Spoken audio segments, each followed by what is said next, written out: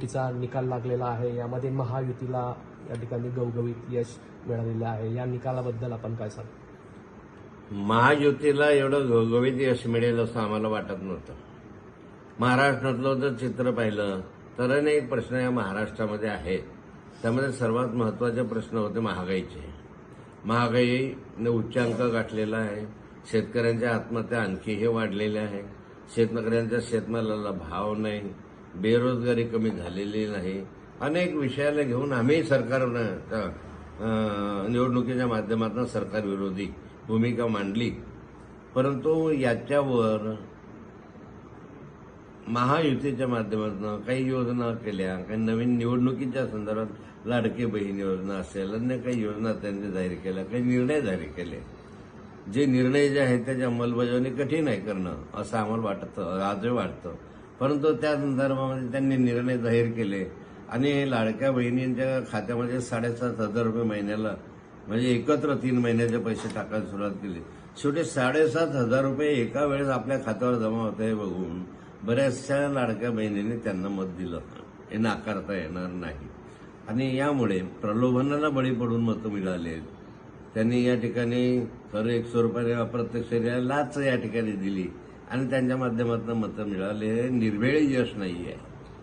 भाऊ, एक जर विचार केला तर या ठिकाणी ईव्हीएम विरोधात महाविकास आघाडी या ठिकाणी उतरलेली आहे. आज अनेक आमदारांनी शपथ या ठिकाणी घेतली आहे. मात्र महाविकास आघाडीचे जेही आमदार आहे ते विरोधात असून त्यांनी आज शपथ घेतली नाही. ईव्हीएमवर अनेकांनी शंका व्यक्त केल्या, यापूर्वी केल्या. पण काही उदाहरणं जे आहेत ते ईव्हीएमवर शंका व्यक्त करण्यास पुरेशी आहे. ते त्याला बळकटी देतात की ईव्हीएममध्ये काहीतरी गडबड आहे, काहीतरी घोटाळा आहे. अनेक उदाहरणं टीव्ही समोर माध्यमांच्या माध्यमातून आमच्या समोर आले की उमेदवाराच्या गावामध्ये जसं करावं रोहिदासदाजींचं चिरंजीव कुणाल पाटील त्यांच्या स्वतःच्या गावामध्ये त्यांना 0 मत आहे. आता असं होऊच शकत नाही. त्यांच्या स्वतःच्या गावामध्ये एकमत मिळायला पाहिजे. कुणी तर त्यांचा आधार असेल की नाही त्या गावामध्ये, तर सगळं अख्खं गाव विरोधी असू शकतं. काही ठिकाणी असं चित्र पाहिलं की त्या उमेदवाराच्या गावामध्ये किंवा त्या मतदारसंघामध्ये मोठ्या प्रमाणात सारखेच मतं मिळाले, सारख्याच बेरजा आल्या. मग अशा ठिकाणी जे आपल्या जानकरांनी सांगितलं होतं की मडकईला आपल्याला परत मतदान करा, तर त्यातलाच एक भाग होता. होऊ द्यायचं होतं ना मतदान समजू द्यायचं होतं खरं काय की अजूनही करू शकता. मला वाटलं तुमच्या शंका दूर करण्याच्या दृष्टिकोनातून सरकारनं निवडणूक आयोगाने भूमिका घेतली तर शंकेचं निरसन तरी होऊ शकेल.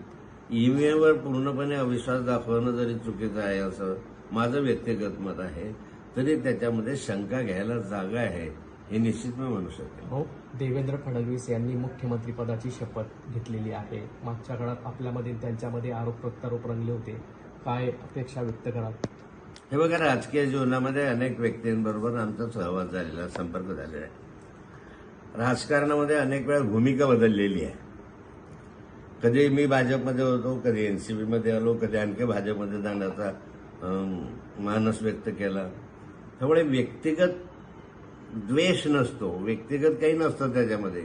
राजकीय दृष्ट्या एकमेकांवर आरोप करत असताना त्याच्यामध्ये व्यक्तिगत काही एकमेकांची दुश्मनी असते असा प्रकार नसतो.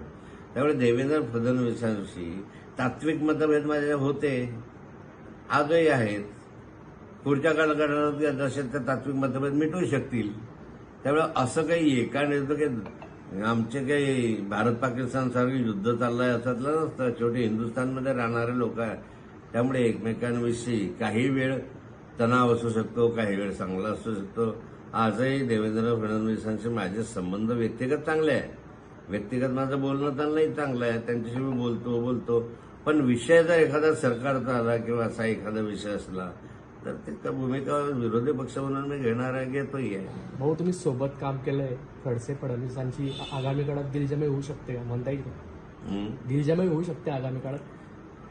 हे बघा, एकत्र काम केलेलं आहे, करत आलेलं आहे, करतो आहे.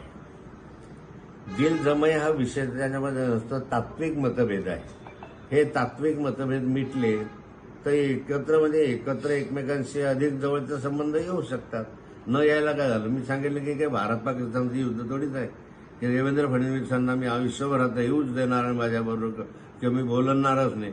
असं होऊ शकत नाही. राजकारणामध्ये काही भूमिका तुम्हाला नक्की वेळेनुसार तुम्हाला बदलाव्याच लागतात आणि ते स्वीकाराव्या लागतात. अजित पवारांना आज इन्कम टॅक्स प्रकरणी दिलासा मिळालेला आहे भाऊ, मागच्या काळात ते चालू होतं. हे बघा, महायुतीमध्ये जे काही आलेले आहेत त्यांच्यावर जे काही आरोप आक्षेप आहेत, असे अनेक लोक महायुतीच्या सोबत राहिले आणि महायुतीमध्ये गेल्यानंतर ते स्वच्छ झाल्याचे अनेक उदाहरणं आहेत. त्यातलं एक अजितदादांचं उदाहरण आज आपण पाहतोय.